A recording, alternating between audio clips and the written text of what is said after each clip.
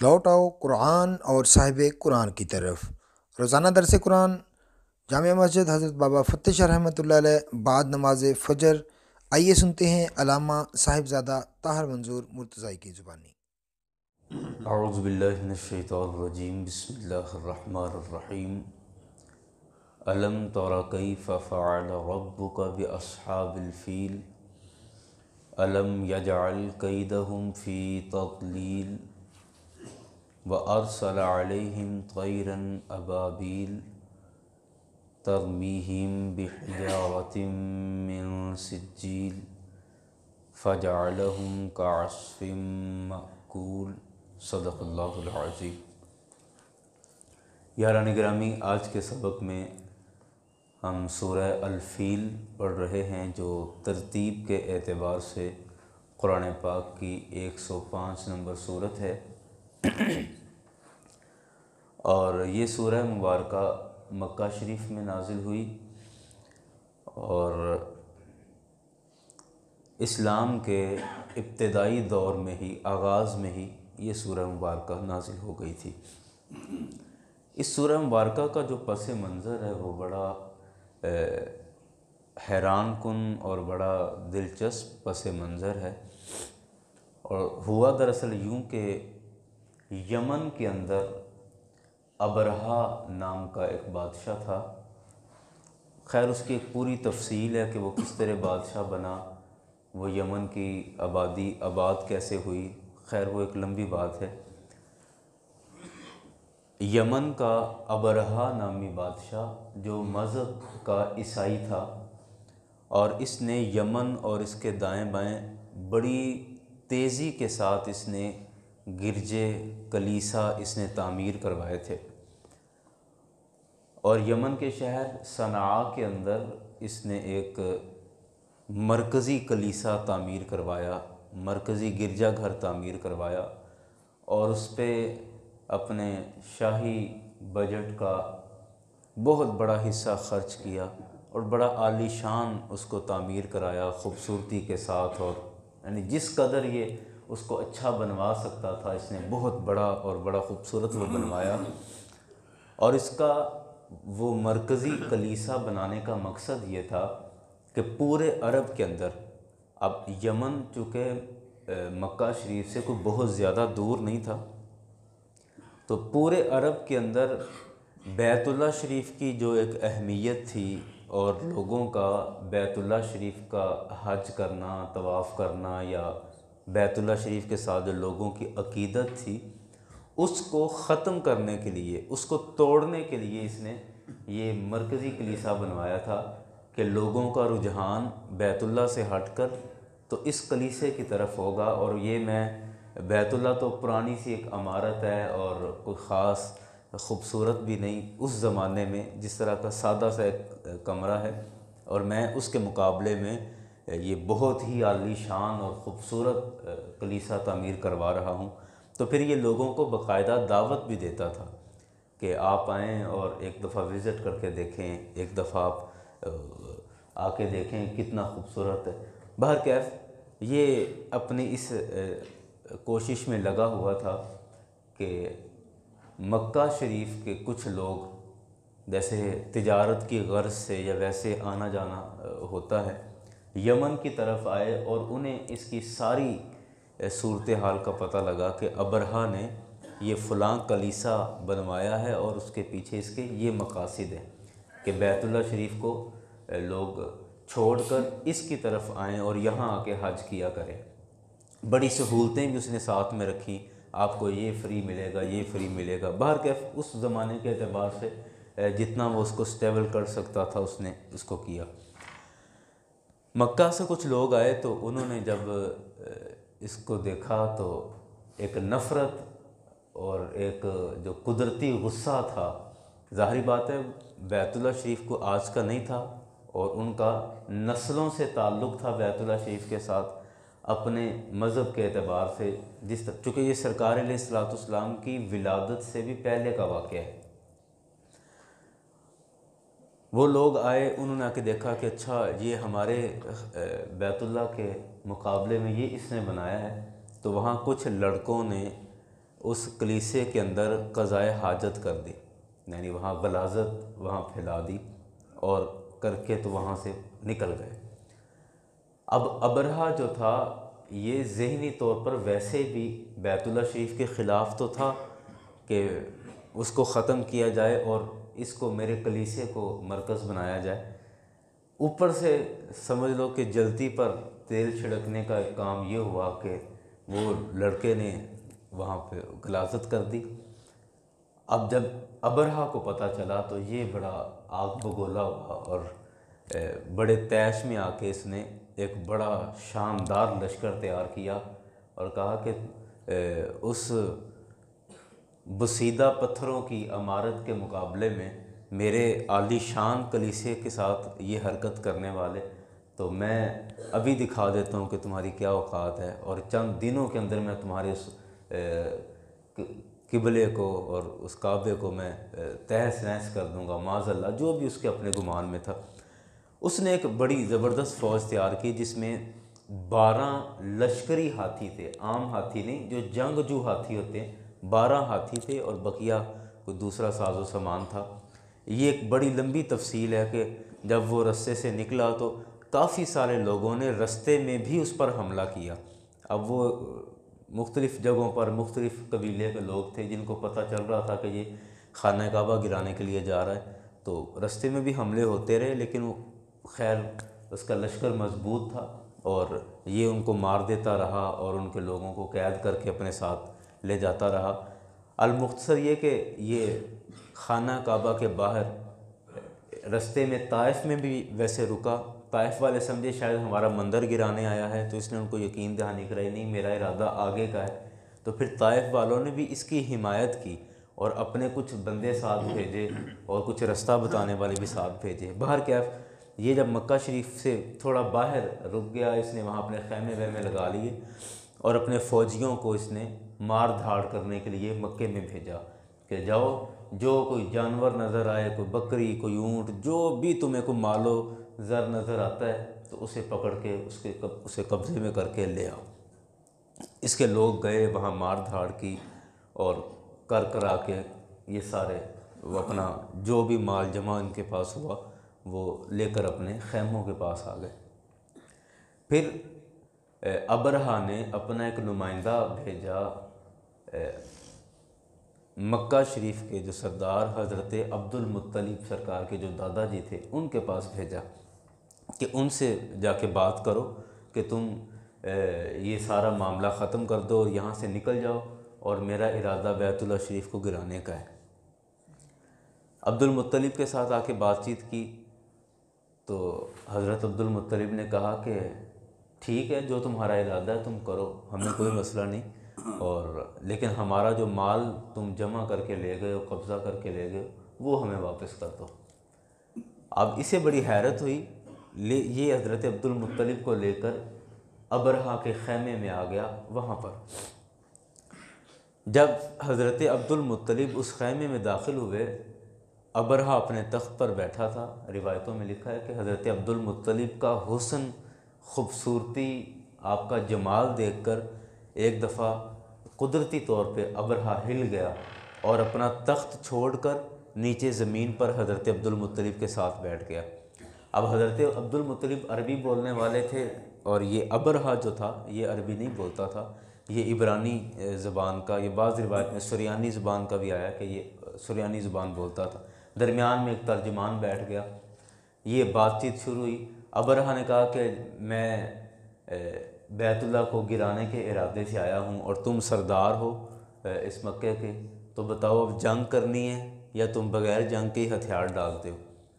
حضرت عبد المطلب نے بڑی خوبصورت بات کی اور جس سے ابرہہ بھی حیران ہو گیا کہ یہ کیسی بات ہے۔ حضرت عبد المطلب کہتے ہیں کہ ہر چیز کا کوئی نہ کوئی مالک ہوتا ہے اور میں تو اپنے جانوروں کا مالک ہوں اور تم میرے 200 اونٹ پکڑ کے لے آئے ہو۔ میں اپنے جانوروں کا مالک ہوں اور میں ذمہ دار بھی اس کا ہوں، میرے 200 اونٹ واپس کرو اور میں یہاں سے اپنے اونٹ لے کے جاؤں۔ اب جس گھر کو تم گرانے آئے ہو اس کا بھی کوئی مالک ہے، وہ اپنی ذمہ داری پوری کرے گا، اب اس نے بچانا ہوگا اپنے گھر کو تو بچا لے گا، مجھے بس میرے اونٹ دو، میں اپنے اونٹ لے کے جاؤں۔ اب ابرہہ کہتا ہے کہ آپ کا جاہ و جلال، آپ کی شخصیت دیکھ کر جو میرے دل میں آپ کی عزت پیدا ہوئی تھی وہ تو بڑی زبردست چیز تھی، لیکن آپ کی بات سن کے جو میں اندازہ لگا رہا ہوں کہ آپ تو بہت چھوٹے آدمی ہو۔ میں تو سمجھا تھا کہ آپ آ کے مجھ سے کوئی بات چیت کریں گے کہ خانہ کعبہ نہ گرائیں، کچھ ہم سے لے لیں، یہ کر لیں، جو بھی کوئی طے ہوگا۔ تو آپ تو اپنے بس اونٹوں کی بات کر رہے ہیں۔ کہہ رہا ہاں بس میں انہی کا مالک ہوں، مجھے میرے اونٹ چاہیے، میرے اونٹ دو اور میں جاؤں، باقی جس کا گھر ہے وہ جانے، تم جانو، گرا لو جا کے۔ اس نے کہا یہ عجیب آدمی ہے، ٹھیک ہے۔ اونٹ واپس کر دیے، حضرت عبد المطلب مکہ شریف میں واپس آئے اور آ کر سارے لوگوں کو جمع کیا اور کہا کہ میں دیکھ رہا ہوں کہ یہاں کچھ انہونی ہونے والی ہے، تو زیادہ بہتر ہے کہ ہم سارے مکہ شریف کی آبادی سے نکل جائیں اور جو دائیں بائیں پہاڑ ہیں ان پہاڑوں کی چوٹیوں پر ہم منتقل ہو جائیں تاکہ ہم کسی بھی مصیبت میں ہم نہ پھنسیں۔ خیر لوگوں نے اپنے جانور، اپنے سامان وغیرہ لیے اور مکہ شریف سے باہر نکل گئے اور چوٹیوں پر اور دیگر ادھر ادھر وہاں پر پھیل گئے۔ اب یہ ابرہہ سمجھا کہ لوگ میرا تو رستہ ہی صاف ہے، میں تو اس کو اتنا بڑا پہاڑ سمجھ رہا تھا اور یہ تو منٹوں کا کام۔ ابرہہ نے اپنے ہاتھیوں سمیت، اپنے لشکر سمیت خانہ کعبہ کی طرف حملہ کر دیا۔ ان ہاتھیوں میں جو سب سے بڑا ہاتھی تھا، روایتوں میں آتا ہے اس کا نام محمود تھا، جس پر ابرہہ خود سوار تھا، اور یہ اس کو خانہ کعبہ کی طرف ہانکتا ہے اور ہاتھی نیچے بیٹھ گیا۔ جب دائیں ہانکے تو اٹھ کے چل دے، بائیں ہانکے پھر بھی اٹھ کے چل دے، پیچھے موڑے تو مڑ جائے، خانہ کعبہ کی طرف چلائے تو ہاتھی نہ چلے۔ اس کو نیزے کی نوکیں بھی لگاتا رہا، کوشش کرتا رہا، لیکن ہاتھی نہیں اٹھا۔ اتنے میں چھوٹے چھوٹے پرندوں کا ایک غول آیا اور آسمان پر دیکھتے دیکھتے وہ پھیل گیا، اور وہ چھوٹے چھوٹے پرندے تھے جن کی چونچ میں یا مسر کی دانے کے برابر یا چنے کے دانے کے برابر، اسی طرح لکھا ہے کہ یعنی چھوٹے چھوٹے کنکر، چھوٹے چھوٹے پتھر تھے ان کی چونچ میں، اور بعض میں لکھا ہے کہ پنجوں کے اندر بھی اسی طرح پتھر تھے۔ وہ ایک ایک پتھر گراتے تھے ان پہ، اور کتابوں میں لکھا ہے کہ جب وہ پتھر گرتا تھا تو لوہے کی ٹوپی جو پہنی ہوتی فوجیوں نے اس زمانے میں جو پہنتے تھے اس پہ گرا، اس نے وہ لوہے کی ٹوپی کو کراس کیا، جسم کے اندر گھسا، پورے جسم کو وہ کراس کرتا ہوا اور نیچے زمین میں دھنس جاتا تھا، جیسے کسی تیز بندوق کا فائر کیا ہو، اس طرح وہ پورے جسم کو چیرتا ہوا زمین میں دھنس جاتا تھا، اور اس سے پھر ایسی ایک وبا سی اور ایک ایسی تکلیف ان کے جسم میں پھیل جاتی تھی کہ ان کا گوشت جسم سے گرنے لگ جاتا تھا اور وہ وہاں پہ گر کے مرا جاتے تھے۔ اب وہ اچانک پرندوں نے پھینکنا شروع کر دیا، اب جس پر گر رہا تھا اور وہ وہیں پہ تباہ ہوتا جا رہا ہے، تو آدھے سے زیادہ ابرہہ کا لشکر اسی طرح وہیں پر ملیا میٹ ہو گیا۔ باقی جو کچھ بچے تھے تو اس نے اشارہ کیا، آواز لگائی کہ نکلو، بھاگو یہاں سے، اور وہاں سے یہ نکل پڑے، بھاگ گئے، لیکن ان کے جسم میں ایسی خارش ان کو پڑی کہ یہ جسم کو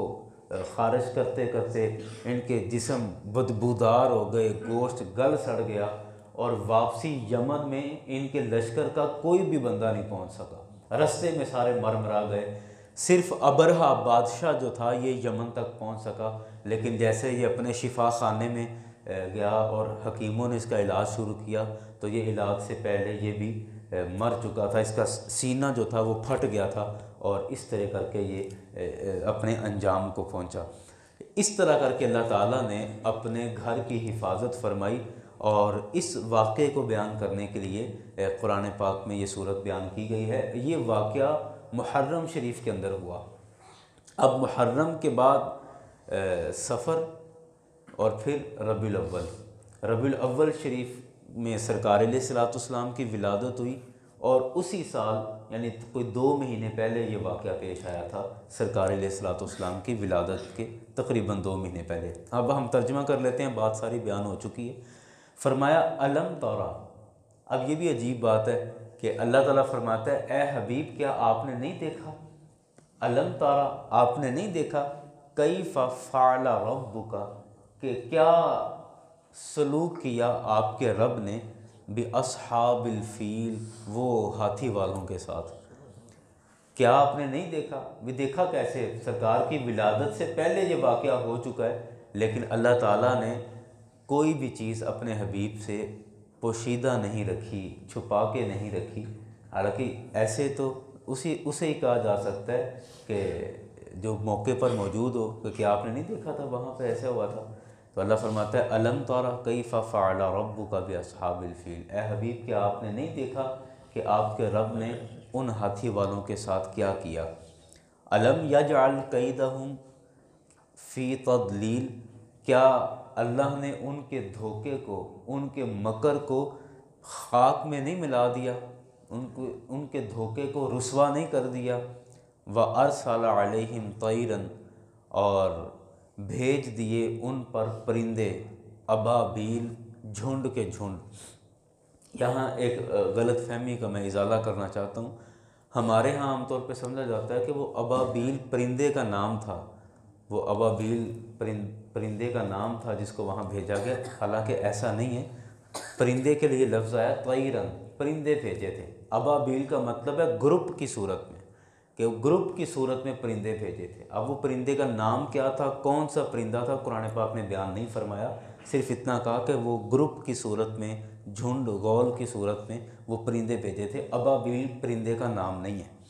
ترمیہم، وہ پھینکتے تھے ان پر، بحجارۃ من سجیل، نکیلے پتھر ان پر پھینکتے تھے۔ فجعلہم، پس اللہ نے ان کو بنا دیا، کعصف، جیسے کہ گھاس ہوتی ہے، مأکول، کھائی ہوئی گھاس۔ اب یہ بھی ایک عجیب تصور ہے، آپ جانور کو گھاس ڈالیں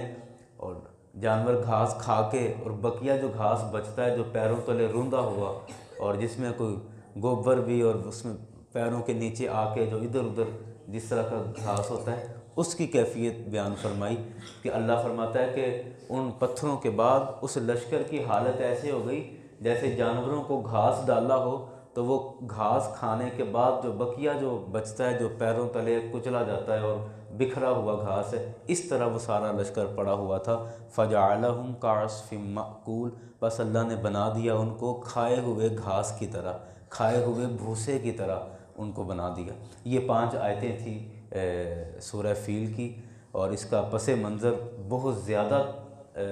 تفصیل کے ساتھ بیان کرنے والا تھا، لیکن ہم نے کوشش کی کہ اپنے وقت میں اس کو مختصر کر کے عرض کر دیں۔ یاران گرامی، آخر میں یہی بات عرض کروں گا اس سورہ مبارکہ کے حوالے سے کہ انسان جتنا بھی طاقتور ہو، جتنا مرضی مال و دولت والا ہو، طاقت والا ہو، کبھی بھی خدا کا مقابلہ نہیں کر سکتا۔ وہ اللہ تعالیٰ سب پر غالب ہے، اور اللہ تعالیٰ کے حکم کا یا اللہ کے فرمان کا مقابلہ کرنا یہ اپنے آپ کو ہلاک کرنے کے برابر ہے۔ ہم کبھی بھی اللہ تعالیٰ کی ذات کا تو خیر مقابلے کا ہم سوچ بھی نہیں سکتے، لیکن بعض دفعہ ہم اللہ کے کسی نہ کسی حکم کا مقابلہ ضرور کر رہے ہوتے ہیں۔ مثلا ہمارے طلاق کے مسائل آتے ہیں، اب طلاق ہم دے چکے ہیں لیکن اس کے باوجود کوشش کرتے ہیں کہ کوئی بیچ کا رستہ نکل آئے اور کر آ کے میں دوبارہ بس یہ ہمارے شروع ہو جائے سلسلہ، تو یہ اللہ تعالیٰ کے حکم کا مقابلہ کرنا ہے۔ اسی طرح اور کئی موقعوں پر اس طرح کا واقعہ آتا ہے کہ موقع آتا ہے کہ ہم اللہ تعالیٰ کے حکم کے مقابلے میں آ جاتے ہیں۔ یاران گرامی، اللہ تعالیٰ سے ہم مقابلہ نہیں کر سکتے، اور وہ ہر چیز پر غالب ہے۔ اللہ تعالیٰ ہم سب کو اپنے حفظ و امان میں رکھے، اور اللہ تعالیٰ ہمیشہ اپنے حکم کی فرما برداری میں ہمیں رکھے، اور کبھی بھی اللہ ہمیں اپنے حکم کے مقابلے میں نہ لے کر آئے، اور نہ ہی ہم طاقت رکھتے ہیں رب تعالیٰ کے حکم کے مقابلہ کرنے کی۔ اللہ تعالیٰ ہم سب کے لیے قرآن پاک